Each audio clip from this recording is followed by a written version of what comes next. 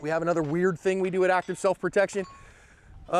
It's a relatively new thing that we do, and that is, again, I have learned a lot of stuff. I tell you, if you want to learn to be a better defensive firearm shooter, learn to fly a general aviation airplane. It really does teach you an awful lot about decision making and those things. And one of the things that we do in airplanes, we've adopted in class, and that is if I have to transfer a firearm to another person. Filster is one of my trusted holster makers with great offerings like the Floodlight and trauma medical equipment to keep you and your loved ones safe. They're one of the few companies that I trust to make a quality product at a good price, and I thank them for sponsoring today's video. In an airplane, if I'm flying the airplane, I want to know at all times who's in control of that airplane and who's managing the controls, okay? Because otherwise, like, I thought you were flying. I don't know, I thought you were flying. And then the plane goes meow and does things we don't want it to do. So we have that, what we do, we call a positive exchange of controls. So if somebody says, I have control, so if Neil's flying the airplane and I want to fly the airplane, I will say, I have the controls. And then Neil will hear that and he will echo it. He will say, you have the controls. And then I will verify, I have the controls. Now I'm in control of the plane. And I could go the other way. I can say, you have the controls. I have the controls. You have the controls. And then we're good, right? So we know he's in control there. So same thing with a gun. If I've got a gun out, okay, and Neil needs to take possession of it, say something's wrong or something's wrong in my holstering, something fouled up my jeans or whatever, and I'm having a hard time, and now I gotta fix it, but I've got a gun in my hand and I've gotta do the thing and the hokey pokey, and what am I gonna do? I might say, hey, I need a little bit of help here. Can you handle this firearm for me for a second so I can deal with that? I have the blue gun. Okay, so cool. So Neil's got a blue gun out and he's got a problem or whatever. And so now how we'll exchange that control is because he's got that, I'm gonna ask him, take his support hand off the gun.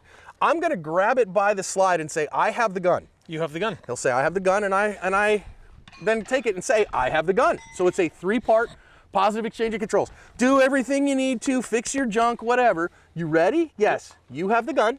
I have the gun. You have the gun. So see that 3-part exchange of the firearm? That keeps us from wondering, because I don't want to, like, okay, here you go. Boo, off it goes into the wild blue yonder. Make sense?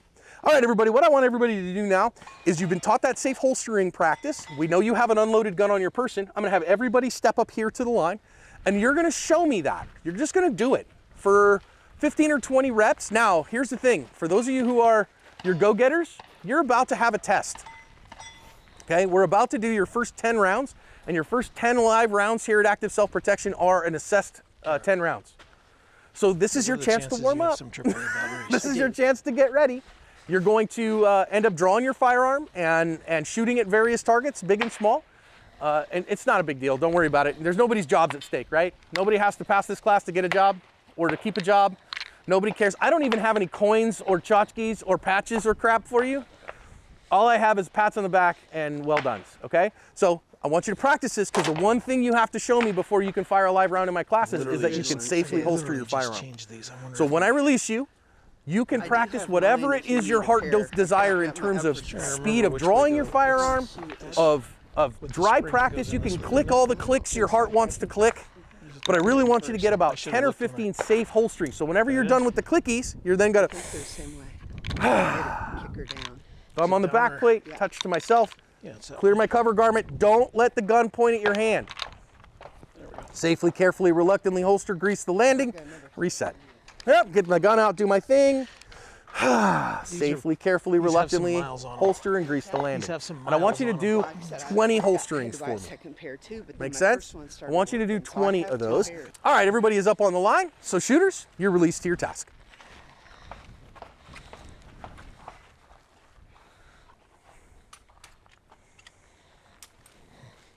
Good job, John. So you're coming down outside it a little bit and finding it, and that's okay. Just keep finding it, okay? And it might work best for you. You might have to loosen your belt a little bit to leave it open a little further. I know that's gonna suck though.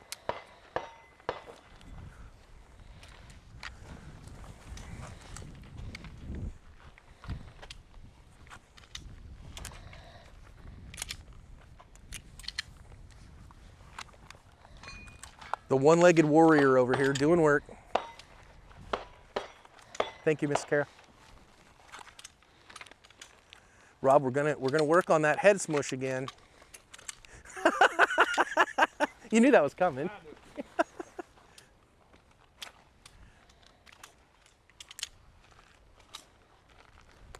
If you want to do that, this is fine. This is okay for you as a right-hander. Just make sure that your feet are wide enough that that muzzle's not getting anywhere near them, okay? So if you want to do that, that's okay. I just generally recommend strong side foot. Yep. Yeah, ready to shoot. Well, I'm just going to work on So pull your trigger, then your rack slide. Smart. No, holster it up. Dots. There you go. Good job. Good job. Good safe holster. Take your time. Make sure you grease the landing. Grease the landing. Let's see, what do we have here? We have precisely 3 gun Amish, 4 gun Amish. Jamie, what are you doing with an Amish gun? You don't know my dot problem? No dot. Iron sights. Have you tried the circle only? Yep. You have? Yeah, Okay. Brian says, I'm so right I focused, that my left eye rolls over. He actually watched it. He said it'd take you 6 hard months of training. He said, oh, if it's worth it. Or just close an eye. Yeah, well, and I bet, you know, and I'm working on that, but I tend then, when I do that, I tend to run it like iron sights. I don't know. Past it, so. I can't remember which way the batteries go. Sometimes the juice ain't worth the squeeze. For the money you Take your time. Remember, holstering is administrative. I Take your should've looked when time. I took the other one. Safely, carefully, reluctantly holster, grease the landing. Good job, everybody. Really excellent stuff. A couple things that we hadn't covered that I want to make sure that we do. When you're on the line, I want you to stay on the line until your line is released.